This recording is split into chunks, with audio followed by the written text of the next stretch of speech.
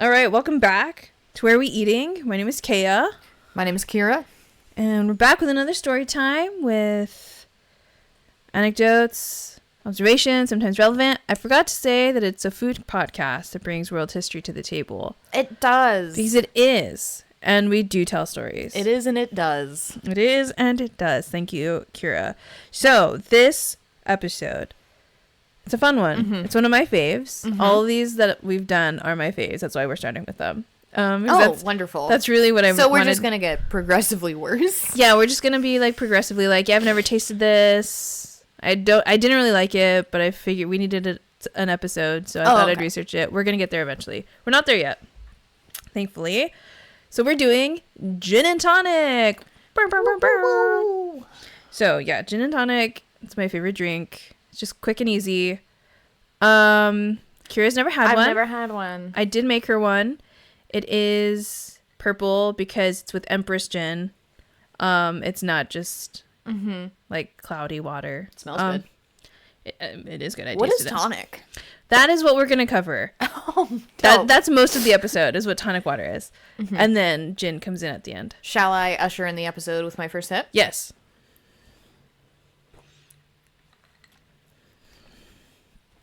Oh, I like that. Yeah, I add a lot of lime. Yeah, you should have made two. Okay, well, I can make myself another one. I like a lot of lime in my gin and tonic. Yeah. Mm-hmm. Little gin. I put little agave to sweeten it. Then I put tonic water, which also has a little sweetener. I do appreciate. And then I put lime and ice and mixed it up. Yeah. Stirred it. And gin. Yeah. And gin. Yeah. Okay. So tonic water. What is tonic water? Well, I don't know. I asked you. I am about to tell you. Oh no, it's already kicking in. Kira has a very low alcohol tolerance, so this may become a wilder episode than we anticipate. We'll see. Boom, boom, boom. Okay, so the active ingredient in tonic water, even now, is called quinine. Quinine. Quinine. Quinine. So that... not element. It's not an element. Chemical compound, quinine, was discovered, I'm using air quotes, discovered in the 1600s, and it was used to treat and prevent malaria. It comes from the bark of I googled it and I forgot. Cinchona tree or quina. So those are two different. That last one's adorable. Quina. That's like the indigenous name for it. Cinchona was like the Spanish name for it. So it was used by missionaries in 1630, and so it's called Jesuit bark, cardinal's bark, or sacred bark because it comes from the bark of the tree. So there are a couple of legends of how... You good? Yeah. There's a couple of legends. I had a tickle. Oh, okay. Of how this bark was found to have medicinal purposes. Mm-hmm. So, the first one was a native man from in the Andes. He had a high fever and he was lost in the jungle in the Andes. So, as he was trying to find his way, he drank from a pool of stagnant water because he was lost. He was dehydrated. He needed water. So he drank from a pool of stagnant water and it was bitter. So he thought he was poisoned. Oh, yeah, it's a reasonable assumption. Yeah, he thought he was poisoned because it was bitter and like there was a lot of trees around the water. So it was like, oh, dang, they poisoned me, the trees. But it turned out his fever went down and he felt better. Oh. So those trees were we'll call them quina because it is funner to say. So yeah, he found his way back, and then he shared with the village and his people like what he found, like what happened. I was lost. I drank this, thought I was poisoned. It actually made me feel better. So then it was used by the native peoples for fever reducing. Legend number 2. The Spanish Countess of, how did I say before? Cincon? Cincon. How's it spelled? Cinchon. I remember Cincon? it wasn't chon. It was con. Cincon? Cincon. Okay. Cincon. The Spanish Countess of Cincon. Jeez. The Spanish Countess of Cincon, while in Peru, she contracted a fever and was cured by the bark of the tree. So she introduced quinine to Europe, and a botanist named Carl Linnaeus called the tree Cincona in her honor. So I think both could be true.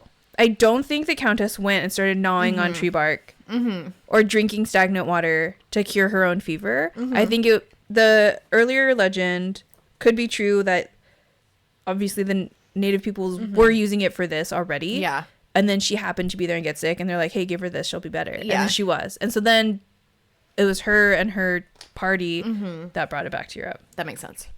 Yeah. So they did name the tree after her, though, in Europe. And the she is credited with discovering it, basically. Well, that's not how that goes. Yeah. So that's why we started with legend number 1.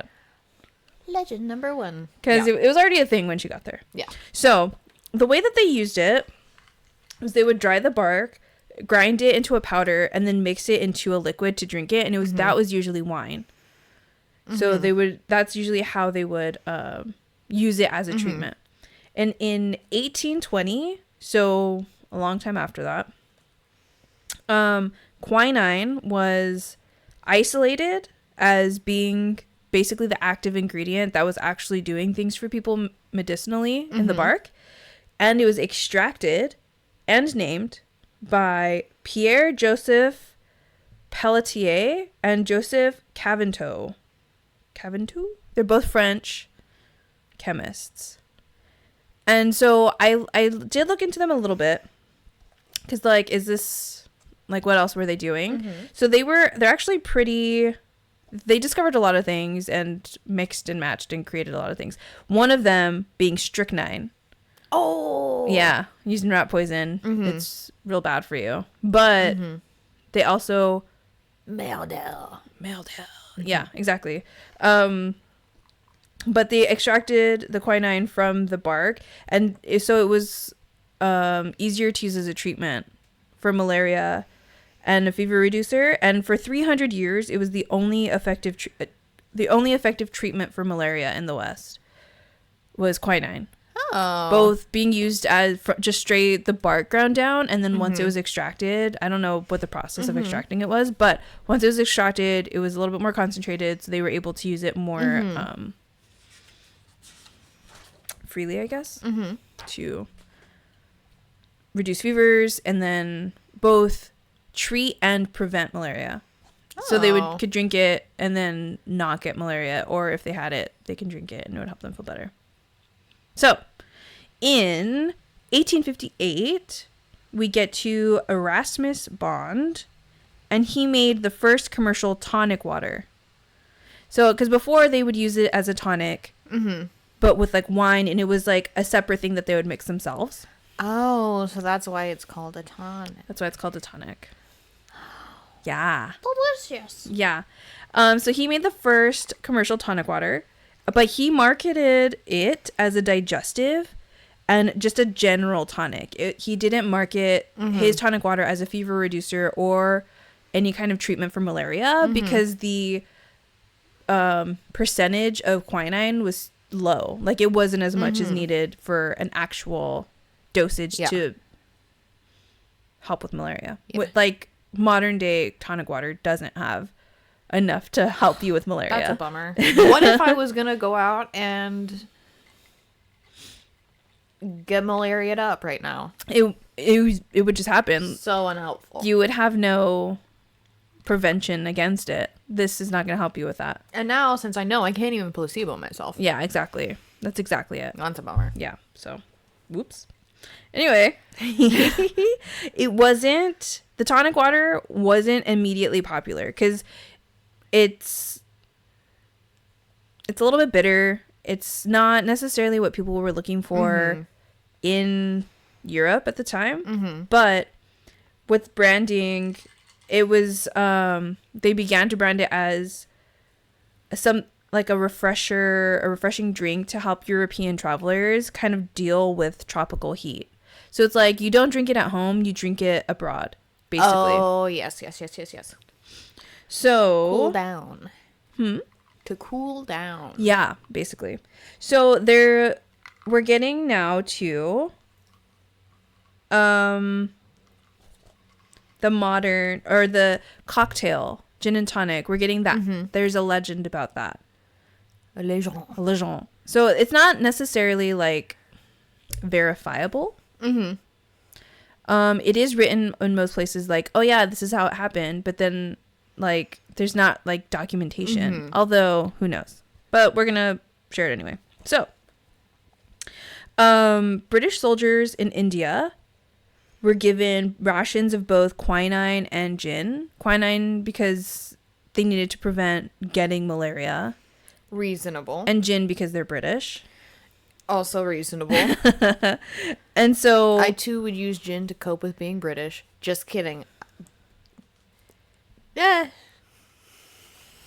okay. Anyway, so okay. Oh, it's fun. Okay. Anyway, so quinine was usually mixed in. Are you good? You good? Yeah, keep going.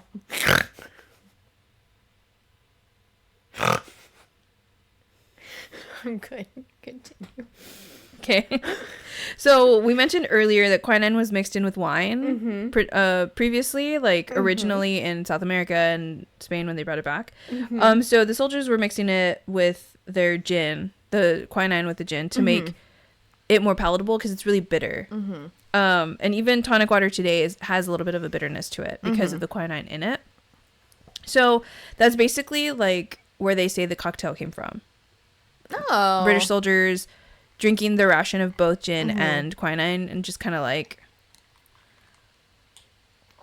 trying not to get malaria. just making it through. The first actual recorded cocktail that uses tonic water was written down or recorded in 1863 in Hong Kong, and it was a cocktail that paired tonic water with ginger brandy. So it's still not quite a gin and tonic yet. But the very first documented gin and tonic as a cocktail with like a lime and everything was in India. It was after a horse race. And it was in the Oriental Sporting Magazine of 1868. Okay. And the party goers called for gin and tonics at the end of the race to kind of like as a refresher because of the hot weather. Yeah. So then we move a little bit forward to 1870 to Schweppes. Schweppes. I think that's how you say it. Schweppes. It's still a brand today. Schweppes. It's not Schweppes. No, it's not Schweppes. I was trying Love really hard. that video. I was trying really hard not to say that. Schweppes created their own. Yeah, go on. Okay, so Schweppes created the Indian quinine tonic. So it's tonic water, but they called it Indian quinine tonic because it was used a lot by British soldiers in India. Yeah. And that's where they were marketing it to. So they wouldn't be such sweaty boys. Yeah, basically. So the modern tonic water has 83 milligrams of quinine per liter. And the dosage to actually prevent and help treat malaria is 500 to 1,000 milligrams every 8 hours. So it's like a really big dosage of quinine. Yeah. Is needed to be used as medicine. You gotta be chugging that quinine. Yeah. And that's not what we have available in modern G's and T's. Unless you had like too much. Yeah. You die from alcohol poisoning. You definitely Drinking would. gin and tonics before you curing your malaria. Exactly. Even if you just drank straight tonic water, you would probably die of like water intoxication before you got enough Yes. quinine to help your malaria. That was good. You really took to that. It was good. You liked it. I really did. I'm glad you liked it. It's a good it's a good drink. It's You can get it anywhere. It's just like a Who knew standard. I would enjoy it? Yeah, who knew? It always sounded like something I wouldn't enjoy. Really? Yeah, because I didn't know what tonic was. True.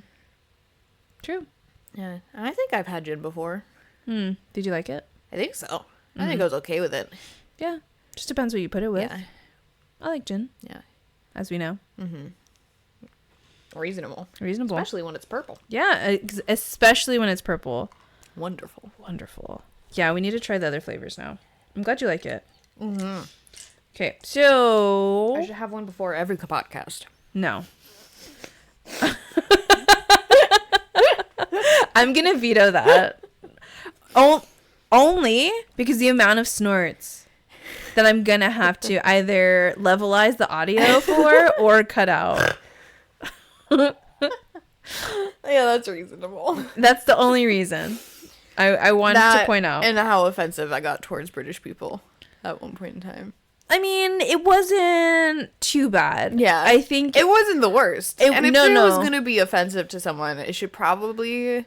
Let's not be offensive to anyone. How about that? True.